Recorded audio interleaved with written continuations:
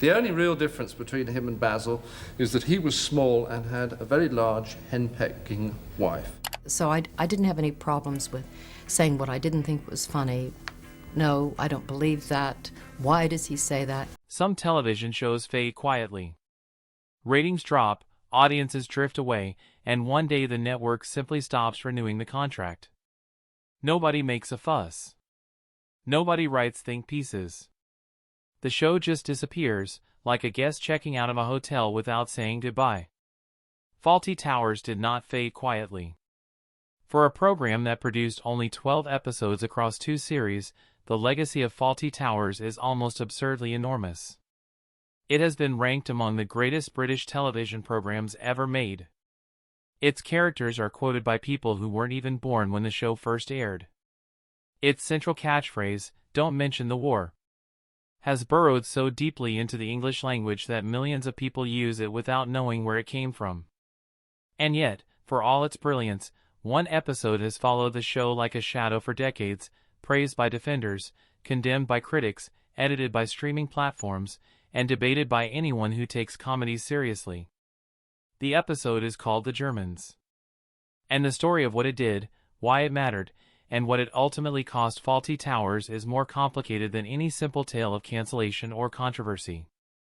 It is a story about the limits of satire, the responsibilities of comedy, and what happens when a brilliant joke lands in a world that has stopped finding it funny. To understand all of that, you need to start at the beginning, not with the episode itself, but with the extraordinary, unlikely journey that created the show in the first place. In 1970, the Monty Python team traveled to Torquay, a seaside resort town in Devon, to film location sequences for Flying Circus. They needed accommodation. What they found instead was an education in spectacular hospitality failure. The Gleneagles Hotel was run by a manager named Donald Sinclair, a man whose relationship with customer service appeared to be entirely adversarial. Sinclair operated as though guests were an inconvenience to be managed rather than customers to be welcomed. He was suspicious, erratic, and possessed of an almost supernatural ability to create offense where none was intended and manufacture confrontation where none was necessary. The stories that emerged from the Python team's stay have become comedy folklore. When Eric Idle left his briefcase unattended in the lobby for a few minutes, Sinclair didn't ask who it belonged to or wait for someone to claim it. He threw it over the garden wall, apparently convinced it contained a bomb. When Terry Gilliam used his cutlery in a manner Sinclair considered incorrect, the manager strode over and corrected him as though dining etiquette violations were a matter of urgent public safety. Complaints from other guests were not met with apology or remedy but with open contempt, as if the guests were the problem for having the audacity to expect basic standards. Most of the Python team checked out early, fleeing the chaos for somewhere quieter and considerably less bizarre. John Cleese, however, stayed. He was fascinated. Here was a man so perfectly, completely wrong for the job he was doing, so magnificently unsuited to hospitality in every conceivable way, that he felt less like a real person and more like a character someone had invented for a comedy sketch. Cleese took mental notes. He filed the experience away. And years later, when he sat down with his then-wife and co-writer Connie Booth, those notes became the foundation for something extraordinary. Basil Fawlty, the catastrophically dysfunctional hotel manager at the center of the show, was not a direct copy of Donald Sinclair. Cleese exaggerated, refined, and deepened what he had observed, adding layers of psychological complexity that transformed a real-life eccentric into a genuinely tragic comic character. Basil's defining quality was not simply rudeness. It was the gap between his towering self-image and his consistently disastrous reality, the desperate, futile ambition of a man convinced he deserved better than the life he had built and completely incapable of doing anything to change it. Cleese and Booth wrote every episode together with extraordinary care. Each script went through multiple drafts. The timing was worked out on paper before it was ever performed.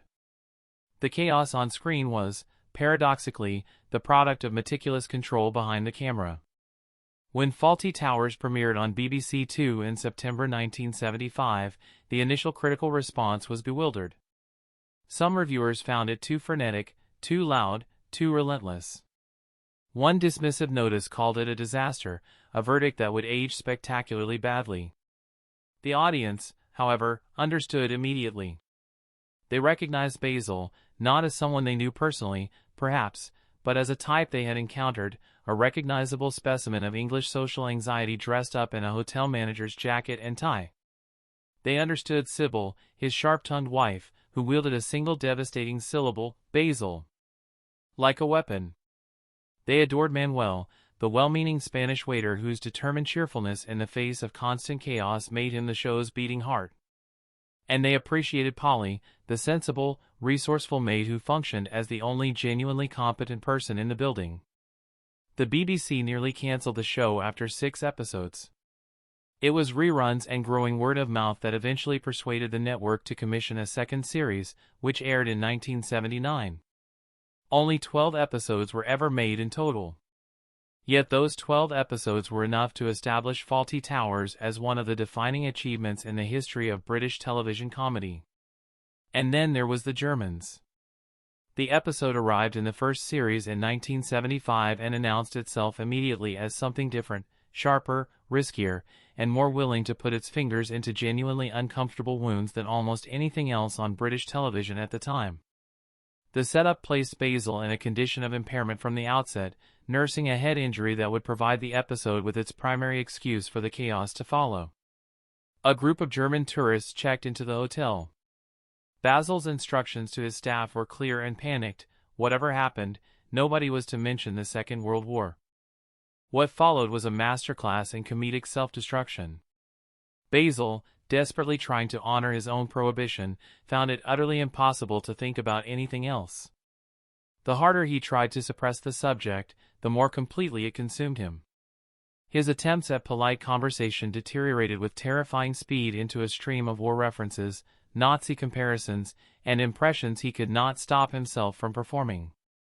The scene concluded with Basil marching through the hotel lobby in an exaggerated imitation of Adolf Hitler, goose-stepping past his horrified German guests while his staff watched in appalled silence. The moment was outrageous. It was designed to be outrageous. And for a significant portion of the audience watching in 1975, it was also genuinely, helplessly funny, not because of Hitler, not because of the war, but because of Basil. The joke was always about Basil's inability to control himself, his genius for turning every attempt at damage limitation into a catastrophe. His war obsession wasn't presented as something admirable or funny in itself. It was presented as a flaw, the defining symptom of a man trapped by his own inadequacies, unable to rise above the limitations of his own character. Cleese was not celebrating anything. He was dissecting it. But not everyone saw it that way. Letters arrived at the BBC. Critics wrote about the episode in terms that went well beyond measured disapproval. Some called it tasteless. Others argued it made light of one of the most catastrophic events in human history. A few demanded the episode be pulled from the schedules and never broadcast again. BBC executives found themselves in the uncomfortable position of defending something that a vocal section of the public had decided was indefensible. In Germany, the reaction was divided in ways that told a complicated story. Some German viewers watched the episode and understood the satirical intent perfectly. They recognized that Basil was the fool, that the joke was directed at British attitudes toward the war rather than at Germany or German people, and they found the whole thing rather perceptive. Others found no humor in it at all. For viewers who had personal connections to the war, family members who had suffered, died, or been displaced, watching a television comedy deploy those events for slapstick felt not like satire but like carelessness. The BBC ultimately kept the episode. It aired, was repeated, was included in home video releases, and became one of the most discussed installments in the show's brief run. But the controversy never fully disappeared. It merely went quiet for periods, resurfacing whenever someone new discovered the show or whenever the cultural conversation about comedy and responsibility shifted into a new phase. That resurfacing happened with considerable force in the early 2020s, when streaming platforms began revisiting their back catalogs with fresh eyes and a different set of priorities. The question being asked about older television content was no longer simply whether it was good. It was whether it was appropriate, whether jokes that had been made in a particular cultural context could or should be presented to modern audiences without comment, modification, or removal. Fawlty Towers found itself caught in this debate. Several streaming platforms either removed the Germans entirely or edited specific scenes that they determined crossed a line their contemporary content guidelines could not accommodate. The response from fans was fierce. They argued that sanitizing a satirical work fundamentally misunderstood what satire was for, that removing the uncomfortable parts of a comedy designed to expose discomfort was a form of intellectual dishonesty. They insisted that Fawlty Towers had never punched down, that the targets of its humor were always people like Basil, the pompous, the ignorant, the self-deceiving, and that editing the show protected no one while destroying something irreplaceable. John Cleese entered the debate loudly and without hesitation, which surprised no one who had followed his career. He defended the episode with characteristic directness, making the argument that the war sequences were never aimed at Germans. They were aimed at the peculiarly British habit of remaining emotionally anchored to a conflict that had ended 30 years before filming began. Basil's obsession with the war, Cleese argued, was a portrait of a specific kind of English psychological stuckness, a refusal to move forward disguised as patriotism. The humor came from recognizing that affliction in Basil and understanding that it made him ridiculous. He was never a hero, Cleese said in various interviews over the years. He was always the joke. That's the point. The debate about the Germans is not, at its core, a debate about a single television episode.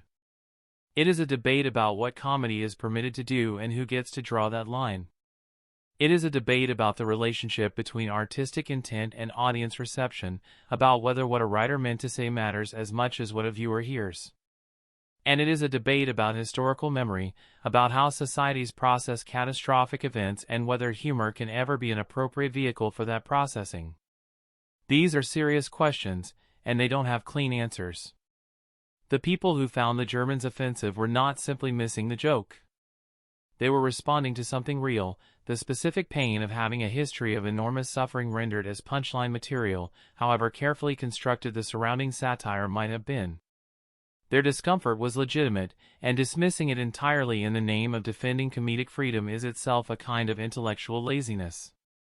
At the same time, the people who argued passionately for the episode's preservation were responding to something equally real, the understanding that comedy which cannot approach difficult subjects becomes toothless, that satire which cannot make its audience uncomfortable has nothing left to say, and that the history of great comedy is largely a history of people laughing at things that made them deeply uneasy. Removing the edges from a comedy like Fawlty Towers doesn't make it safer. It makes it meaningless.